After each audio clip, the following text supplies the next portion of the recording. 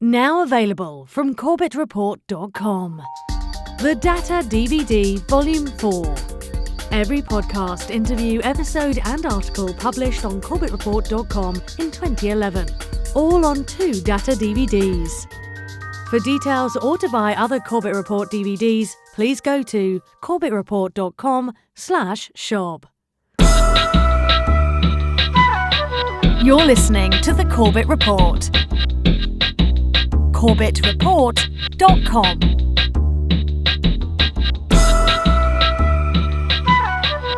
Welcome back to the Corbett Report, ladies and gentlemen. I'm your host, James Corbett of CorbettReport.com, podcasting to you, as always, from the sunny climes of Western Japan, here on this 5th day of February 2015.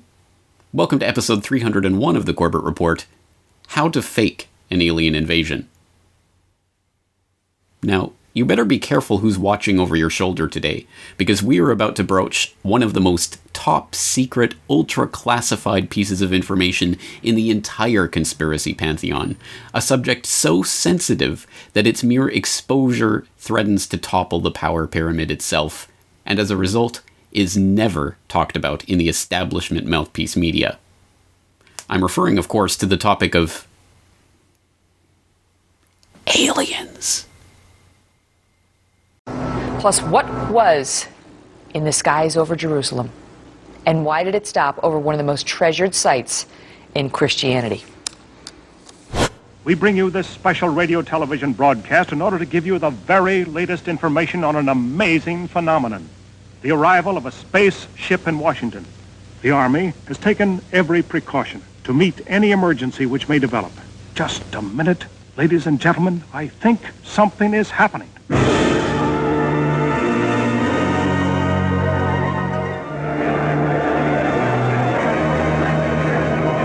What's hovering over Salt Lake City? Is it a rocket, a blimp, a UFO? A former government UFO expert is warning that Britain is wide open to alien visitors and that the consequences of not monitoring extraterrestrials could be huge. Nick Pope, who resigned from the Ministry of Defence UFO project, says the department looking into UFOs has all but closed down, and despite a high number of credible sightings. Let's speak to Nick Pope. He joins us both in the studio. We want to meet this guy. Joining us now, our team leader James Fox, one of the nation's top UFO experts, and Aaron Ryder, who is in charge of tech and recon for the series. Good morning to both of you. Good morning. Is it a ufologist? Is that what the actual... So they say. Okay. EWA 517, do you want to report a UFO? Over. Negative. We don't want to report. Aries 31, do you wish to report a UFO? Over. Negative. We want to report one of those either. Aries 31, do you wish to file a report of any kind? Over. I wouldn't know what kind of report to file, Center. Aries 31, me neither. I'll try to track traffic to destination. Over. While the family knows their story sounds out of this world, they are convinced they witnessed a close encounter and will be keeping a watchful eye on the sky. I think we're definitely believers now. Sorry, my mistake. No, this is clearly a subject that is propounded time and again ad nauseum in the establishment mouthpiece media. That same media that we know is lying to us about most major world events, either through direct lying or lying by omission. So why are they not omitting this little idea from the cultural context? Why are they constantly returning to the idea of alien presence, alien cover-up, alien invasion, alien threat? Why is this propounded so often, not just in the news media, but of course also in those cultural entertainment productions that I hope we understand are the end product of the culture creation industry that has been predictively programming us, again for decades, generations perhaps, to accept various memes and ideas, including, of course, this idea of alien invasion, alien threat, and the fallout and consequences thereof, which again is a theme that has been returned to time and time and time and time and time again for the better part of a century by this point. It's almost as if the billionaire power players at the top of this pyramid are actually connected to an idea to implant this idea of alien invasion in the public consciousness for the purpose of manipulating public opinion. And that's because they are connected to such an agenda, demonstrably so.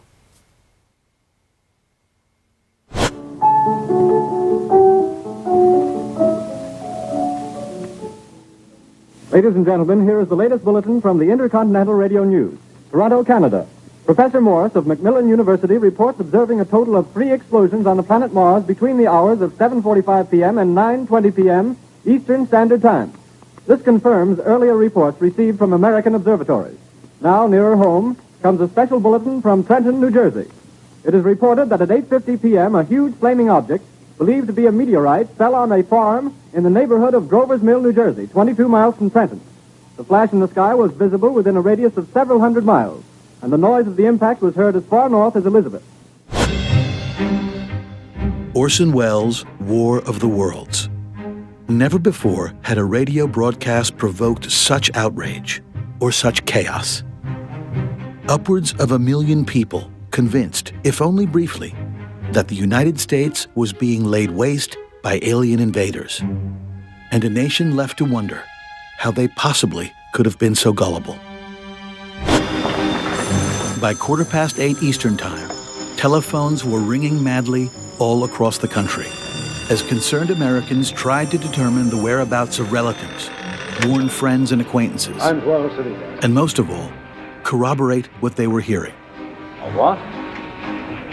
Wait a minute. For the next several hours, newspapers, radio stations, and police precincts from coast to coast Ma'am, we don't know anything would be about it. swamped with calls. Well, I can't help that, ma'am. We just don't know anything about it.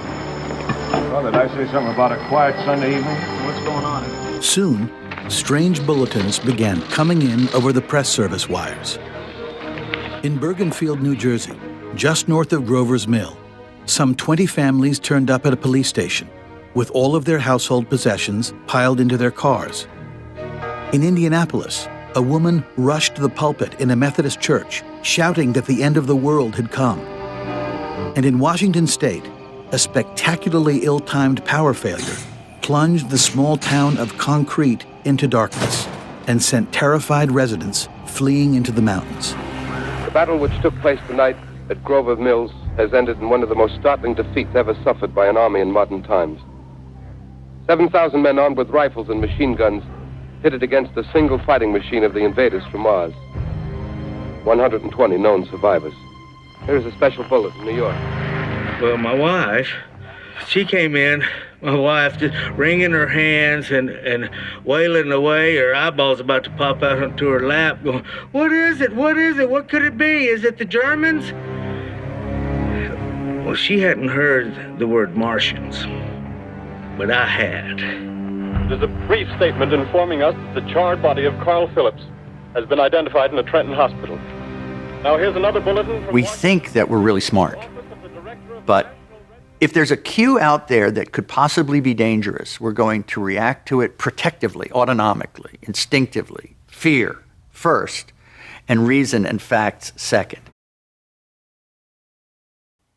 Now, I'm sure that the majority of the listening and viewing audience will be familiar with the story of Orson Welles' infamous 1938 radio dramatization of the famous H.G. Wells novel, The War of the Worlds, and the resulting hysteria and panic that ensued, driving people insane, believing them there to be a real alien invasion taking place, and farmers running out into the fields, shooting at grain silos, and the like.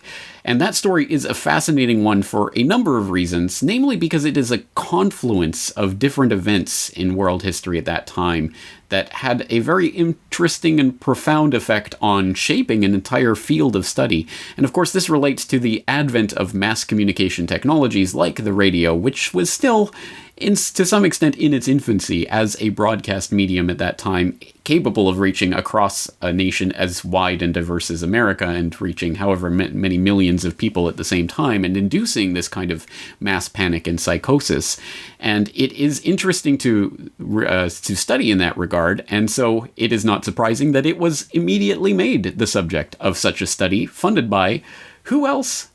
The Rockefellers. And we can take more on this from a very, very important article that was published on globalresearch.ca back in 2012, Early Psychological Warfare Research and the Rockefeller Foundation, by Professor James Tracy.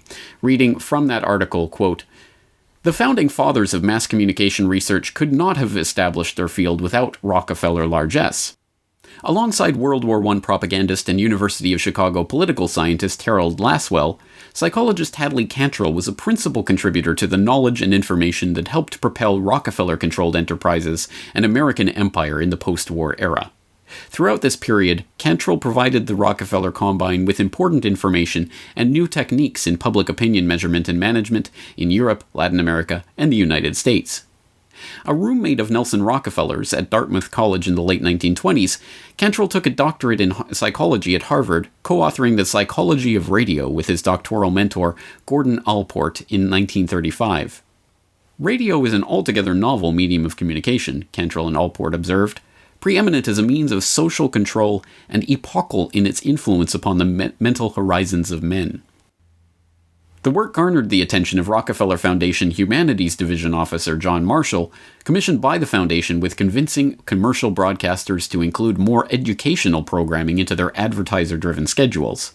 To this end, Rockefeller was funding fellowships at the CBS and broadcasting networks. Aware of the Dartmouth connection, Marshall encouraged the enterprising Cantrell to apply to the foundation for support. Cantrell's request resulted in a $67,000 grant for a 2-year charter of the Princeton Radio Project at Princeton University. There, Cantrell proceeded to develop studies assessing radio's effects on audiences. In 1938, Cantrell also became a founding editor of the Rockefeller Foundation-funded Public Opinion Quarterly, an organ closely associated with U.S. government's psychological warfare endeavors following World War II.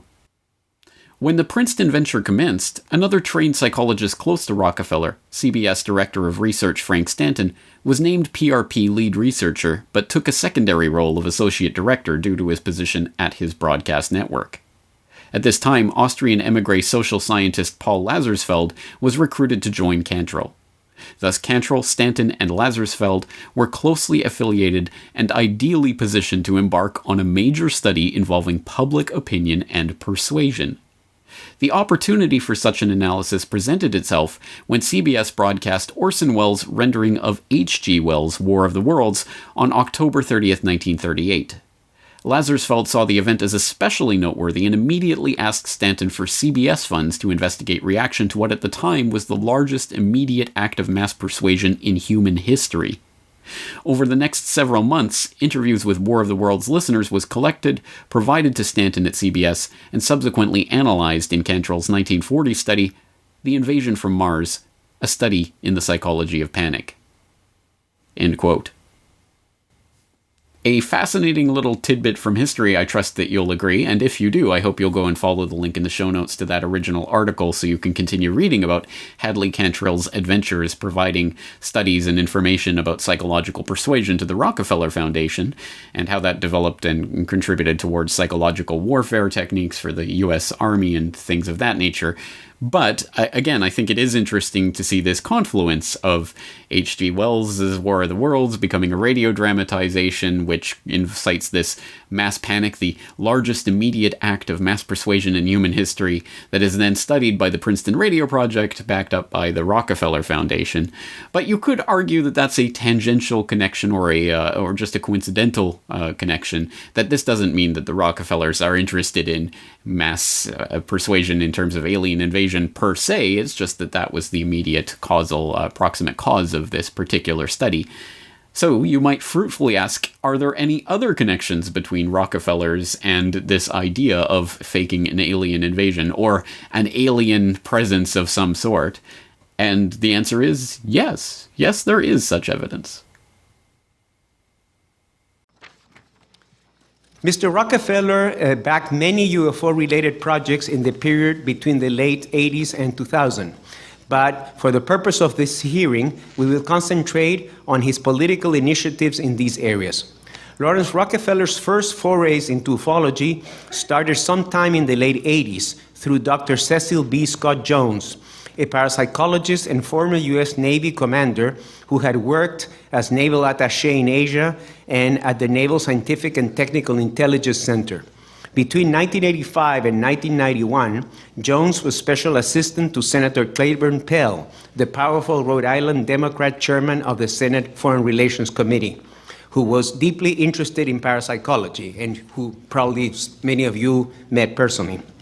Senator Pell was also friends with Lawrence Rockefeller, and both served on the board of the Human Potential Foundation, a small think tank launched in 1989 in Vienna, Virginia by Jones to conduct, quote, research into all conditions of humankind, physiological, psychological, and spiritual. Many of the papers released by the White House OSTP come from Scott Jones, who knew Dr. John Gibbons, a physicist who worked for many years as director of the Office of Technology Assessment for the U.S. Congress and was appointed in 1993 by the Clinton administration to direct the OSTP. What was the exact turning point of Lawrence Rockefeller's evolution from a general interest in consciousness studies into the specific area of UFOs and extraterrestrial intelligence is still unclear. But the end of the Cold War and the arrival in Washington of a younger generation represented by Bill and Hillary Clinton are key factors. He felt the time was ripe for a new and fresh approach into an area that had been previously dominated by a Cold War mentality. Rockefeller recruited for these efforts a longtime associate, Henry L. Diamond, an environmental attorney from Washington, D.C., whose links to the family went all the way back to the 1960s, when he worked with Lawrence in his conservation activities. Diamond also knew John Gibbons, and so he was the right person to make the first contact with the OSTP chief when he sent a memorandum on March 29, 1993, requesting a meeting. And I'm quoting now the first paragraph. Lawrence S. Rockefeller, who is a leading U.S. conservationist, businessman, and philanthropist, is anxious to have a brief meeting with Dr. Gibbons to discuss the potential availability of government information about unidentified flying objects and extraterrestrial life. As one who has had a long-time interest in environmental and spiritual issues, Mr. Rockefeller, with other leading citizens, is planning to make an approach to President Clinton on this subject. I invite all of the political media, all media in general, but certainly the political media, to look at the Rockefeller Initiative. It is one of the great stories in American history. It's one of the great political stories, certainly of this or any other time.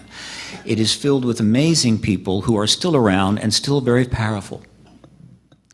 At the time that Rockefeller approached, through his attorney, President Clinton, Clinton's one of his very key advisors was John Podesta.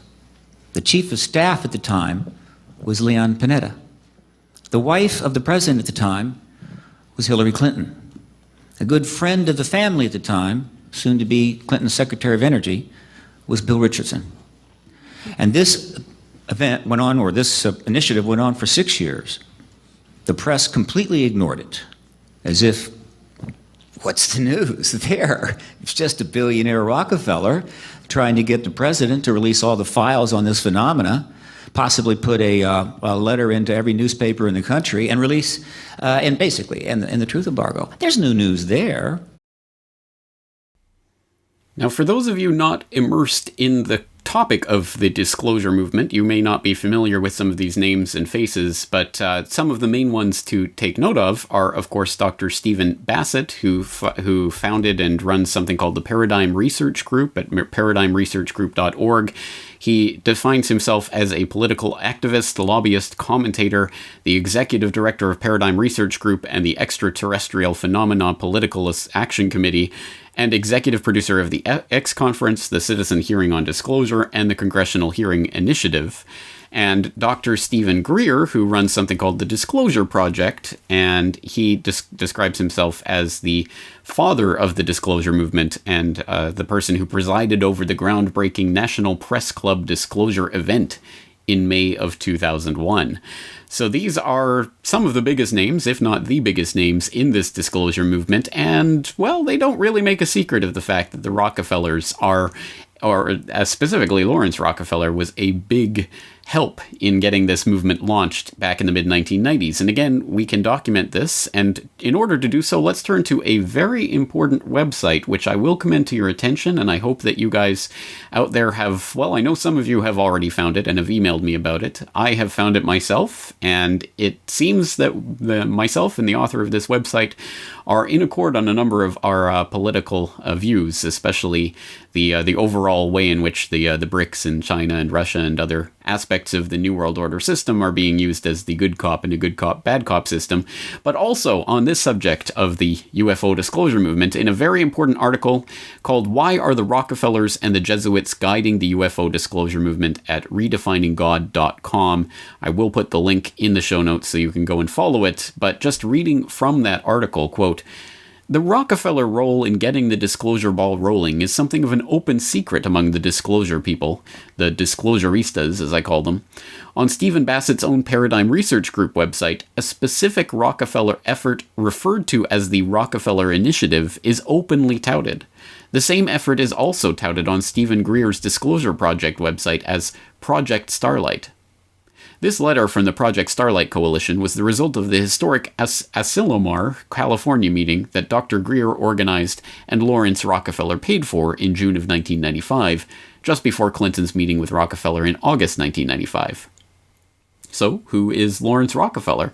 Well, according to Lawrence Rockefeller's biography, in 1937 he inherited his grandfather's seat on the New York Stock Exchange. He served as founding trustee of the Rockefeller Brothers Fund for 42 years from its inception in 1940 to 1982. During this time, he also served as president 1958 to 1968, and later its chairman 1968 to 1980, for 22 years, longer than any other leader in the fund's history. He was also a founding trustee of the Rockefeller Family Fund from 1967 to 1977. So not only was Lawrence deeply involved in the financial industry, but he was also among the founders of the Rockefeller Brothers Fund and the Rockefeller Family Fund. These funds are notorious for advancing globalist aims under the pretense of philanthropy. Lawrence also served on the Rockefeller Brothers Fund's Special Studies Project." End quote. Now, I'll let you continue reading about that Special Studies Project and the interesting fact that even now, 4 decades after the publication of the final report, the Prospect for America, the Rockefeller Panel reports, certain sections of that paper, of that report, are still classified, which is interesting in and of itself. But there are also screenshots of some of the pages of this report here in this this very important article, talking about how they are steering America towards shaping a new world order and things that you would expect to find in a typical Rockefeller study. I suppose the point here is to emphasize that Lawrence Rockefeller, of course, very much in the heart of the Rockefeller matrix, pushing this global government agenda, which David Rockefeller so gleefully admitted to in his memoirs, as I'm sure we all know, or we all should know by now. And I would, again, suggest you go to see this original article, if for no other reason than to click on such things as the Rockefeller Initiative or the Disclosure Project's own Project Starlight page, where you can browse through and see all of the main characters who are connected through this initiative that ran from 1993 to 1996, including, of course, President Clinton and Lawrence Rockefeller, along with Hillary and Dr. John Gibbons and John Podesta and Vice President Al Gore and all this other cast of Congress critters and very unsavory characters, including, of course, Dr. Stephen Greer, the aforementioned father of the disclosure movement. And again, all of these letters are archived here online, so you can go and read through them all, and the various correspondence between some of the players, including Lawrence Rockefeller and John Gibbons and Lawrence Rockefeller and the Clintons.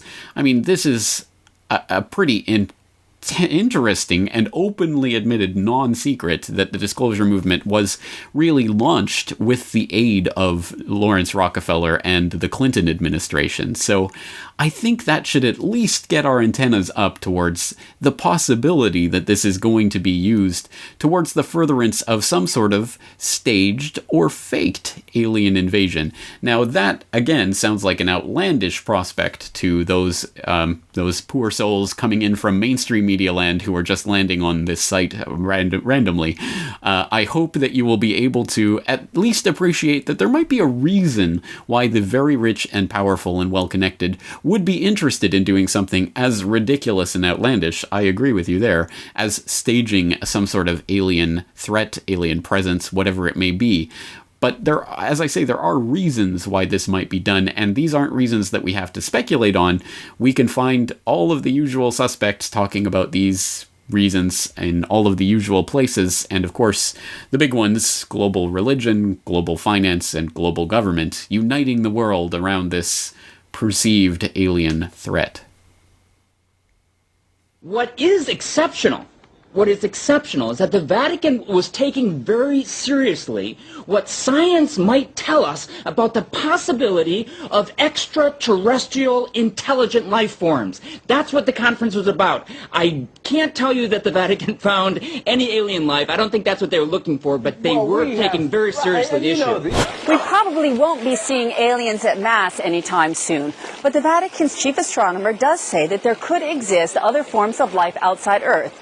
And he says if they do exist, they are God's creatures. How does this actually work? When Discovery decided they were going to do a show on alien invasions, your phone rings because you're on the sort of speed dial for theoretical physicists who can help them do the war game for how this might play out? Well, believe it or not, we physicists have actually studied the question of what happens if we do encounter a hostile advanced civilization in space. And Hollywood gets it all wrong.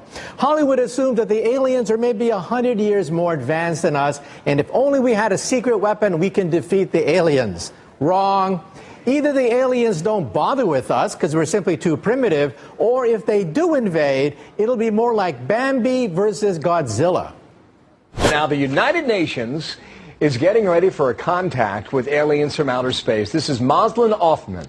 She's out of Malaysia. She will be planet Earth's first interstellar diplomat. First, I'll have to categorically deny that I was appointed or will be appointed the ambassador for aliens, the ambassador for United Nations for aliens. No, the committee is not discussing this this subject matter.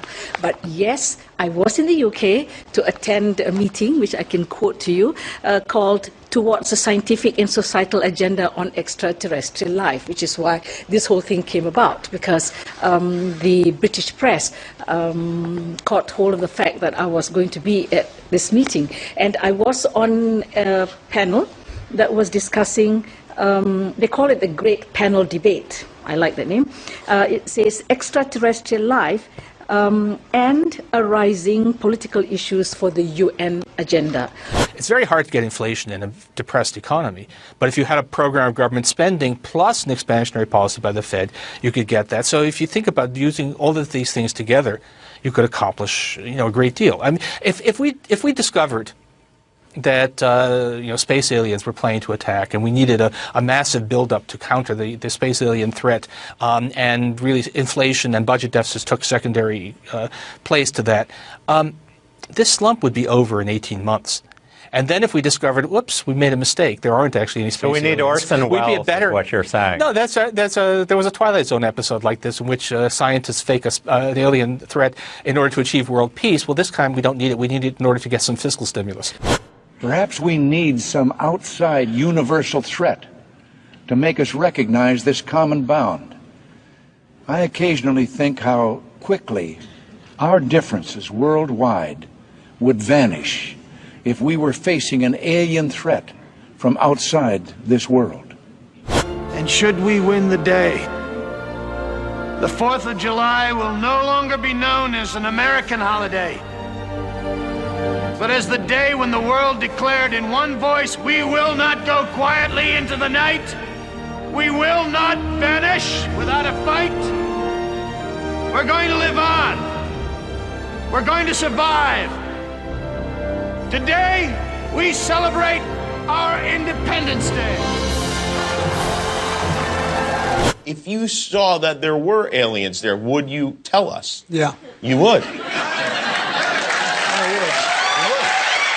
Well, I think, look, what do we know? We know now we live in an ever-expanding universe. We know that there are billions of stars and planets literally out there, and the universe is getting bigger.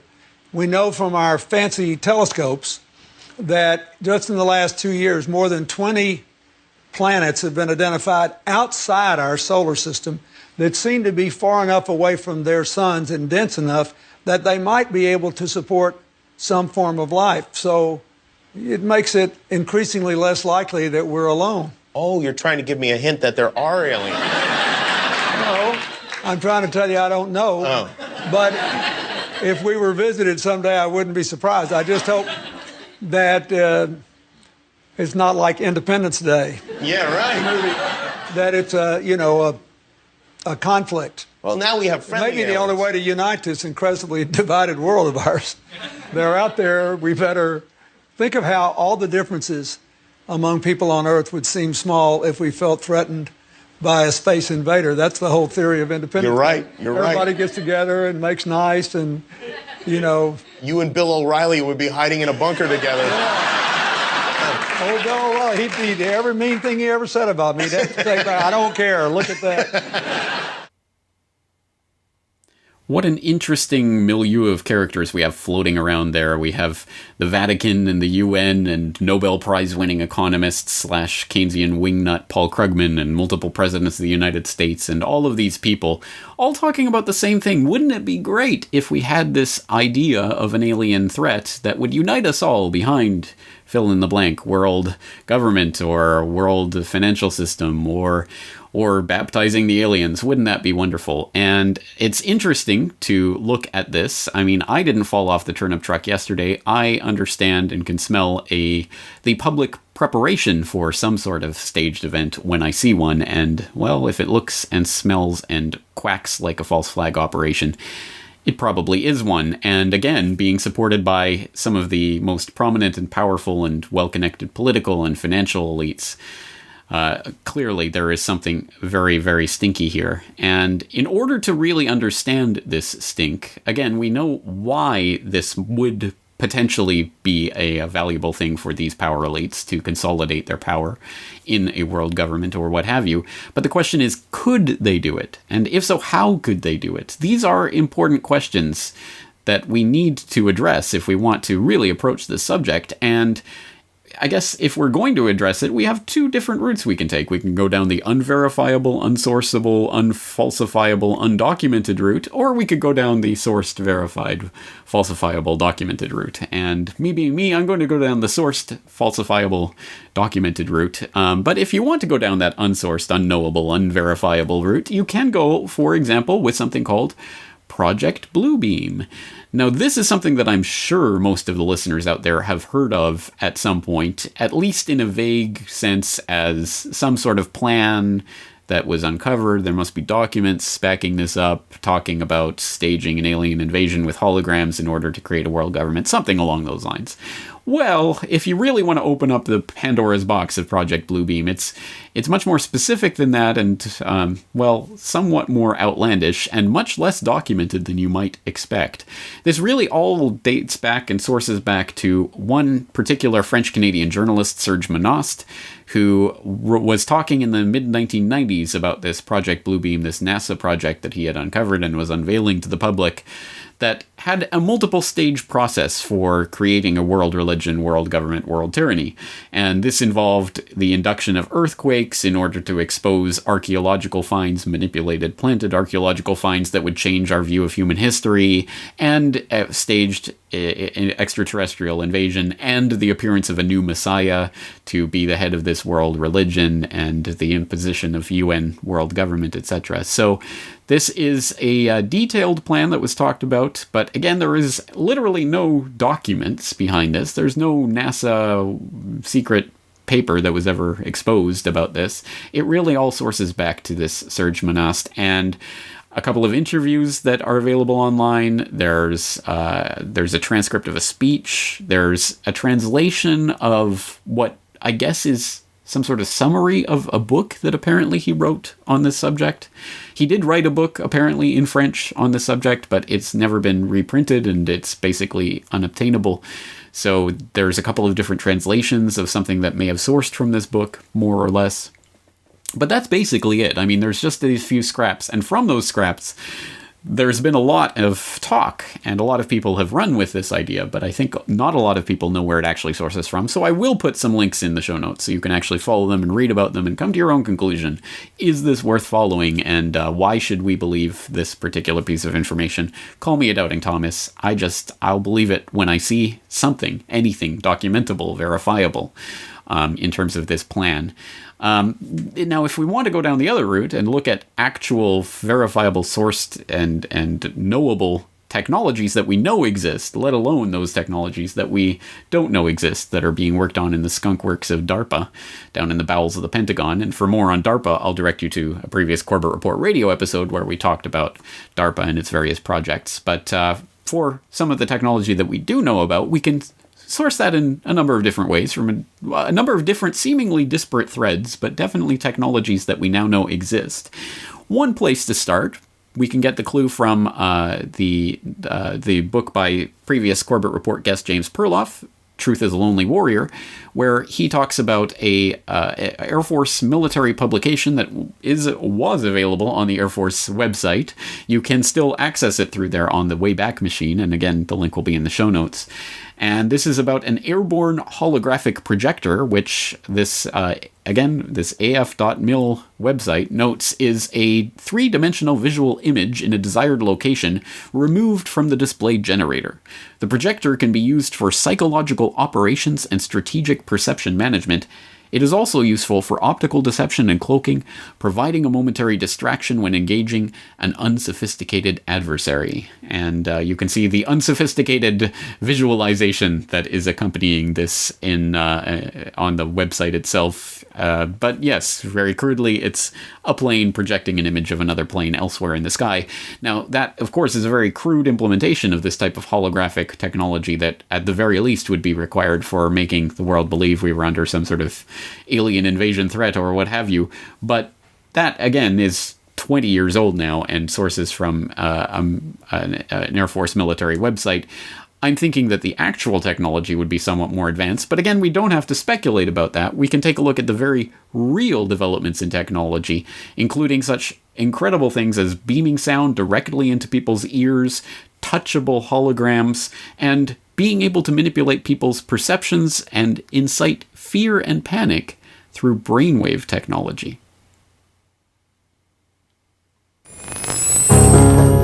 The ultimate weapon in the info war would be so secret, so invisible, so undetectable, you would never know your mind was under attack.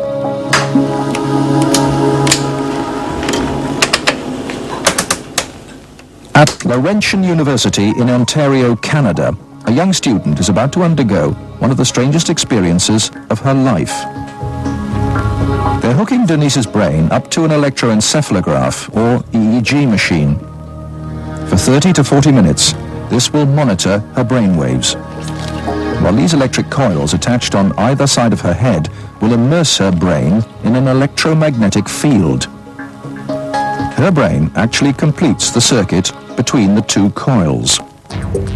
The field pulsing through her brain is less powerful than one given off by a digital clock radio, but acutely controlled and focused at specific parts of the brain, it will open Denise's mind to outside suggestion by this man. We're going to do a switch to see if it's right or left hemisphere. Use your frontal temporal. Dr. Michael Persinger is a professor of psychology and neuroscience. He is designing ways to put the power of mind control to good use. Dr. Persinger's research focuses on brain trauma, and he uses carefully controlled doses of electromagnetic radiation to induce relaxation and alleviate pain. So what Sandra did was to initiate a opiate releasing pattern. That's a burst firing field that is stimulated once every 4 seconds. And that produces relaxation and a very pleasant sensation. Similarly, using the appropriate field, we can induce fear and apprehension, but clearly that would be unethical in that setting. Dr. Persinger's tests suggest that carefully programmed electromagnetic frequencies can tap into individual brains and influence people's emotions. The cognitive processes of the human brain are really quite simple. And if you understand how they work, you can make entire populations think and decide the manner in which you wish. Many experts are skeptical of such an Orwellian scenario, but Persinger thinks the implications are chillingly real. Suppose you generate a field that produces fear, fundamental fear, in large numbers of people. And then, over the television, more traditional ways, you say, the reason we're having this fear is because of this particular group. And now you start to move the population believing in a direction that you wish. To influence 250 million people, the equivalent of the entire population of the United States, may not be that difficult. According to Dr. Persinger, we already have the technology, satellites and television and radio transmitters. Mind control may already be happening. We know the mysterious PSYOPs plane can beam persuasive sounds and pictures into people's television sets. Will it someday beam disturbing frequencies directly into the mind? First, your voice is transformed into high-frequency ultrasound. Sound so high, no one can hear it. Ultrasound is highly directional, so, like a torch, it can be pointed at someone standing a long way away. Although they cannot hear the ultrasound, it causes secondary vibrations in the air around them, and it's that sound the person hears. So if you imagine you're in a room and I shine a flashlight at you, it's very bright for you, but it's very dark for everybody else. Much the same way, the audio spotlight creates a very narrow beam of sound that you can shine at a listener. They hear it very clearly, and it doesn't create noise that might bother other people in the same space. Researchers at Tokyo University have come up with a technology that is a first and significant step away from the mouse and keyboard, touchable holograms. Up until now, holography has been for the eyes only, and if you try to touch it, your hand would go right through. But now we have a technology that also adds the sensation of touch to holograms. Now look, I'm not necessarily saying that there's going to be a staged alien invasion tomorrow and that we should all be concentrating on this, nor am I saying that there is no such thing as alien life in the universe. I would be shocked, flabbergasted if there was not, and whether or not it's visiting Earth, well, what do I know? How do I know? I mean, I haven't seen it myself, but does that mean it doesn't exist? Well, of course not. Again, I'll let you guys, you're grown-up boys and girls out there, I'm sure you can decide for yourself on things like that.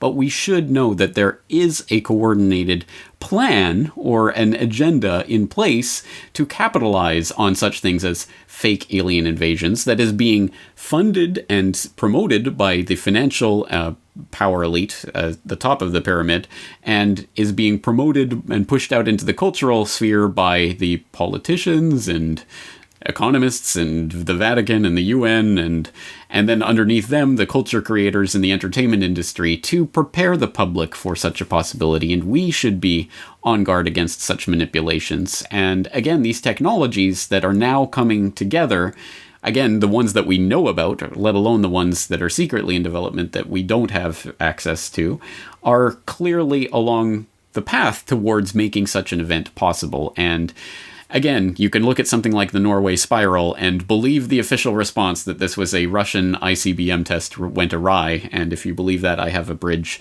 on the moon to sell you. But again, all of these are just different pieces of the puzzle, and I think they add up towards something very interesting and something that is potentially coming sometime in the future. But even if this particular instantiation, this faked alien invasion or what have you, doesn't come together, still the concept of psychological manipulation through manipulated events and manipulated reality is an important one, and obviously one that we have to continue to keep in mind. And now that the technology for making these events possible is more and more a documentable reality, I think, again, we should have our mental guards up for such eventualities. So that's, I think, where we're going to leave things today. Once again, this is an open source investigation, and I invite and encourage and applaud the input of all of you out there. So if you are a Corbett Report member, please do leave your comments on the website with any relevant links or information. Any comments, questions, complaints, criticisms, concerns, or otherwise, all invited as usual there at CorbettReport.com. Once again, I'm your host, James Corbett of CorbettReport.com, thanking you for joining me for this edition of the Corbett Report podcast, and inviting you to join me again next week.